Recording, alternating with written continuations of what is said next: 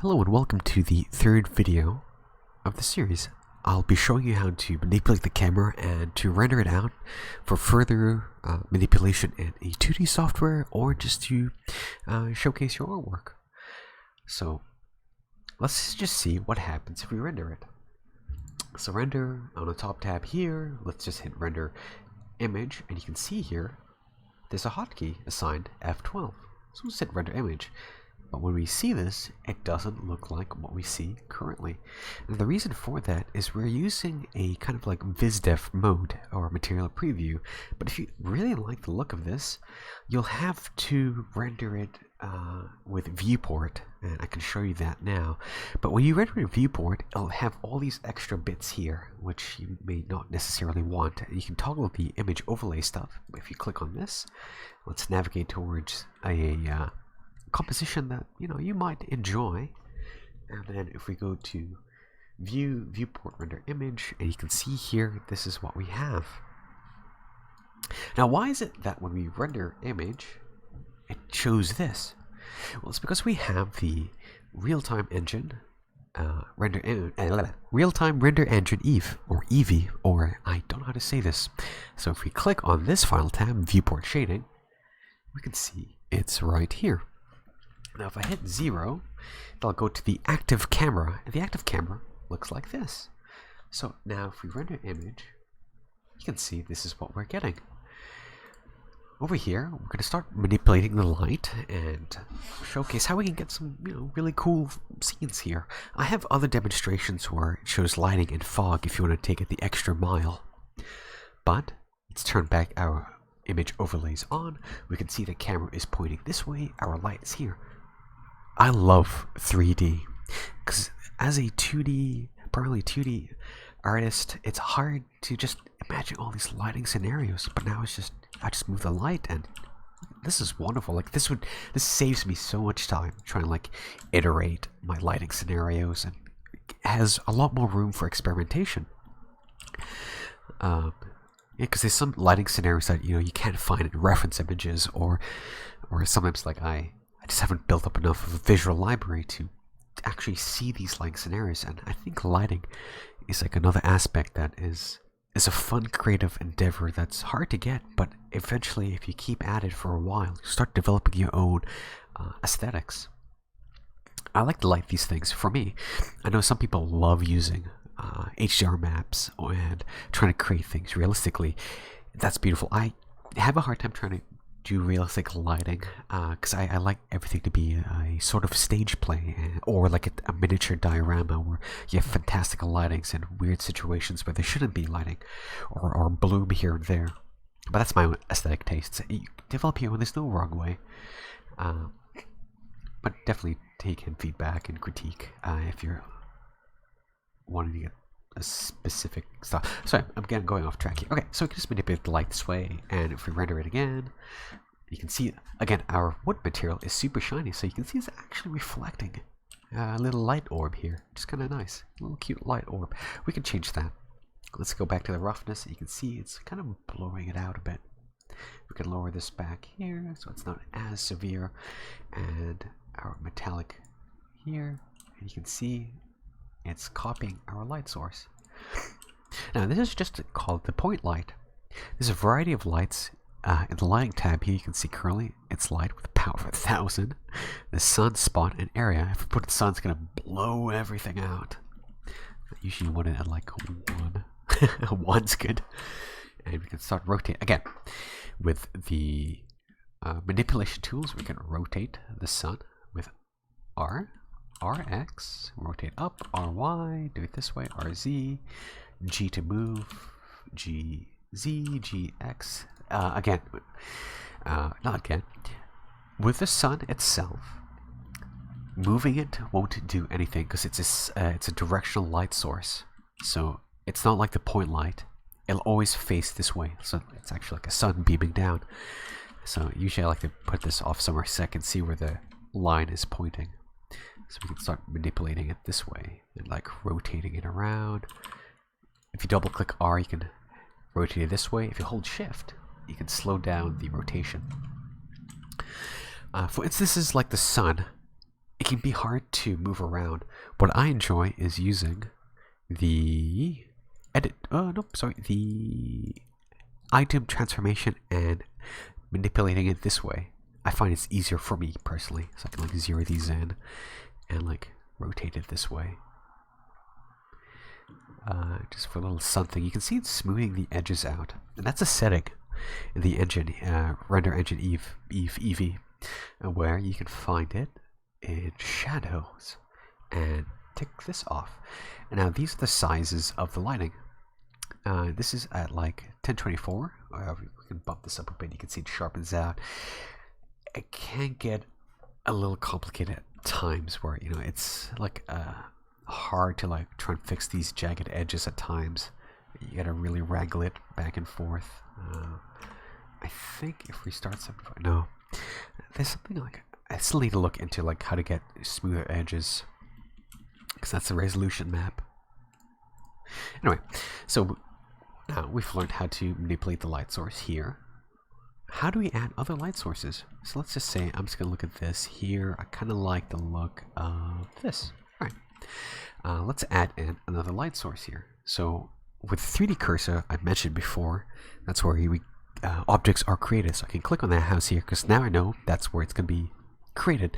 Before, I used to just like this 3D cursor, let's just say it's over here, and I like add in a light source.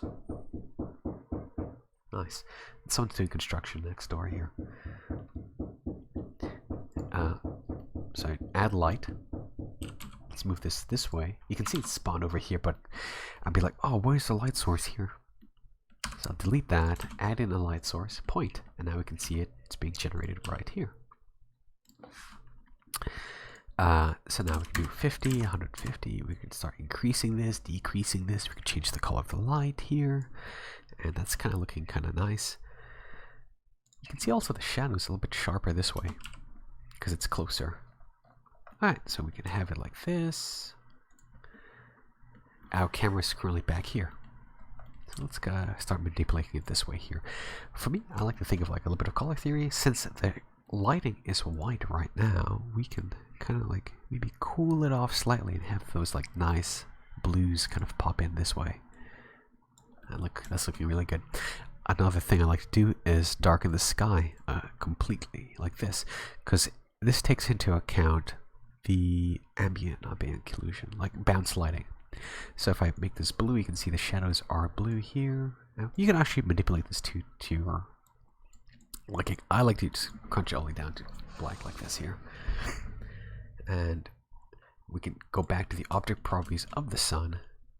And there's also something else we can manipulate here is the contact shadows. Because you can see it's just casting shadows here, but it's also making contact with other things here, but it's not really casting shadows. You just have to click this, and now it'll fill in those areas that way. Okay, so let's start manipulating this way, like this. Maybe I want the line to be down here. Looks super menacing this way. I will duplicate this point light with a Shift D, move it over here. Maybe have something like creeping out to the back. Let's change this lighting maybe like this. Increase this. I don't know, let's try 500. Maybe have a little bit of a rim light like that. Or let's try using the other options here. So spotlight is what it mentions is a spotlight like this. You can cast lighting this way and double hit R to rotate it, or you can manipulate with the rotation tools. Again, I love using this. This is the only instance where I actually use this panel here, because I find it makes more sense to my brain since I really want to fine-tune things slightly. And you can manipulate the size of the radius, like not there, but actually here. You can change the softness or hardness through here. You can show the cone. This one actually show it in the render, but it's just showing you where it's hitting, which could be helpful. I find it personally, for me, a bit distracting, but if you need a good visual indicator, you can see like it's slicing a little bit of this here. So let's take that off. You can change the size of it like this, and the color of it this way. So we can start manipulating more and more. Let's try something really intense. Yes, I like that. And let's do like that, which then I want to maybe make this, let's lower this down a little bit, maybe orange, like that. Let's bring this back that slightly there, because I'm looking at the light being casted here, and I kind of want it from this view. So when I hit 0, the active camera is in the back. Now we could select this and start like manipulating it to that view I liked, rotating it this way, checking it, rotating, checking it. This can get very tedious. There's actually a really nice hotkey that you can use. So let's say if I navigate towards a view I really like and I want to snap this camera to this active view, you just have to hold Control numpad 0. And now, let's try this again. Oops, nope, that's not it. Hang on. Ah, sorry, I was missing. Okay, it's Control Alt numpad 0. Control Alt numpad 0, and you can see it snapped the bounds here. Now it selects the camera too, and I can see this is what's going to be rendered in the square here. If you want this to be more prevalent, you can navigate towards the camera settings here with the camera, object data properties, and if we go into overlays, you would have this here. That's an add-on. Right here we can increase the opacity so you can kind of see what's going to be manipulated. We can change the focal length this way. Again, for a quick primer, lesser focal length means more distortion, so you get super stylized stuff this way. This one is less distortion, where it's almost reaching orthographic. Almost, but not really. So like telephoto lenses, whoa, I'm in the millions now.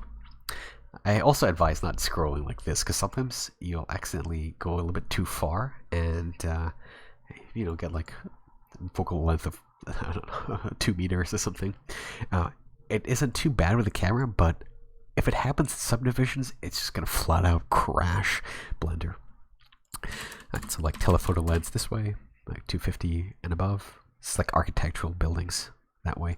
And I think standard point shoot is between 35 to 50, which is what I love with the camera stuff is you can boot up. You can look at references and try to copy them with the focal lengths. Clip start is things being clipped in the viewport. So what that means is if I zoom in, I'll show you here. You can see like it's clipping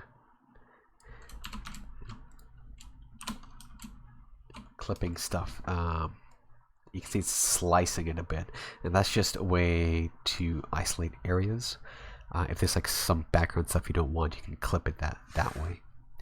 But if it gets too thin, sometimes it might create some really weird Z clipping like we explored last time.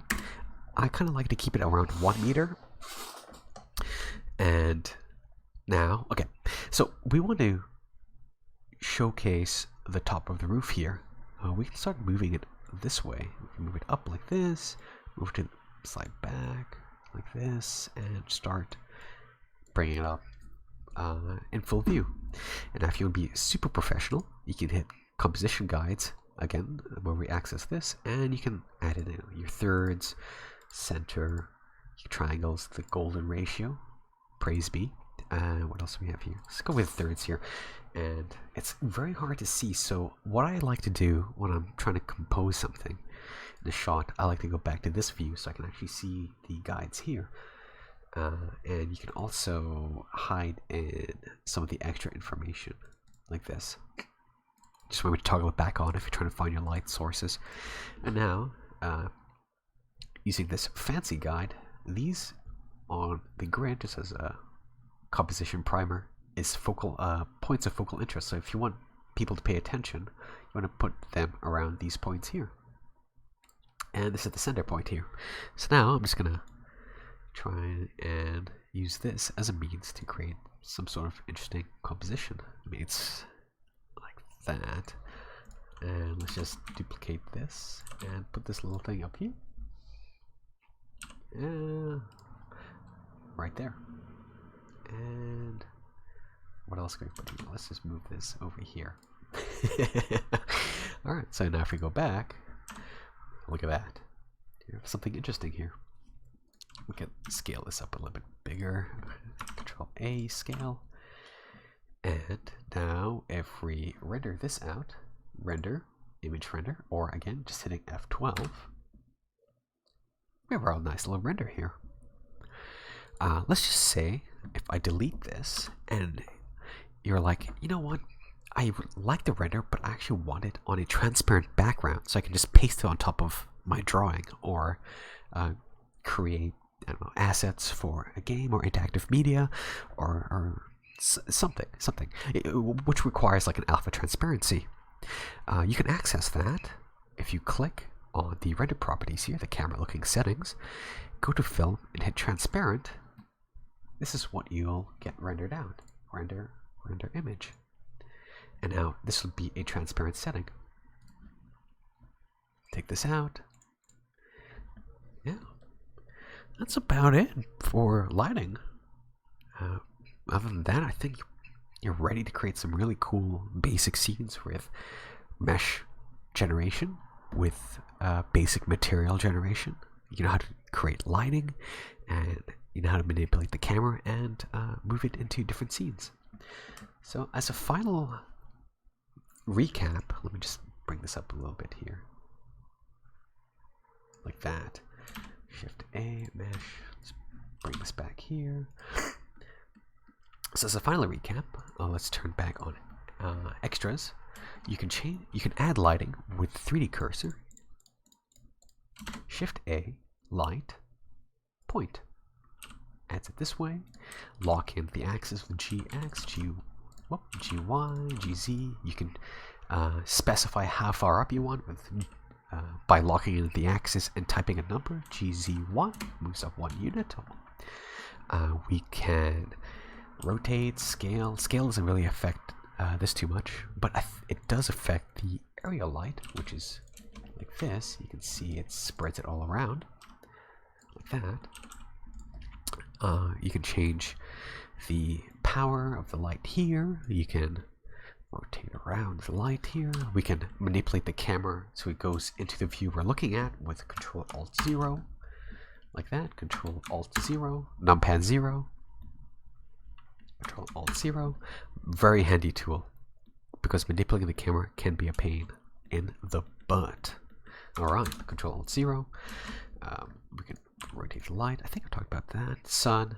Yeah, this is pretty much a small setting. Some render settings, actually, that's kind of important. When we go here in the output properties, we can change the resolution of the size. If your thing is massive, we can like lower the percentage here. So let's say if I want to do a quick preview and I don't want to have something like rendered out at 4K, we can do 50, F12, and it just renders it at 50%. There is the kind of file formats you have here. I talked about how rendering out a transparent, we can render out transparencies. Just make sure that you have RGBA selected, because that's the alpha. If you do RGB, it's not going to render out the alpha transparency. Your compression, you can do that to 0%. Post-processing, if you don't want noise to break up banding. This can be problematic if you're wanting very clean passes. So we can just do jitter 0, or if you want that like very nice dithering effect, you can crank this all the way up. I'm just keeping a note here. If you are a more advanced user, just remember to make sure you have this at 0 if you want like really clean passes, because if you have like a white background, it's going to have slight noise variables in it, which can be problematic if you're taking it into After Effects for manipulation. What else do we have here? We can change the file format this way. And oh, look, we can do movies. Oh, more on this later. What else can you do here?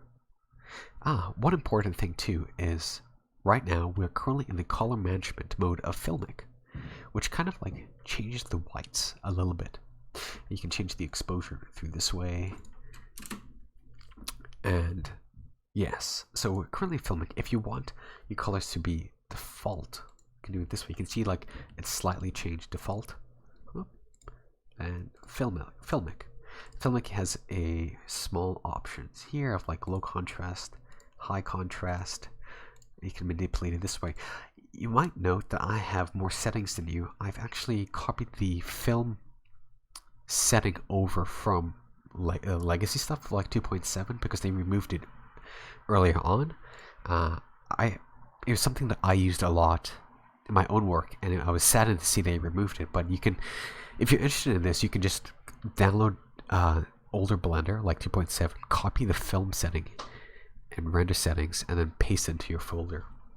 And it has more of this filmic look, like this. This is something I use a lot. I personally like the look of this. It's an aesthetic I love a lot.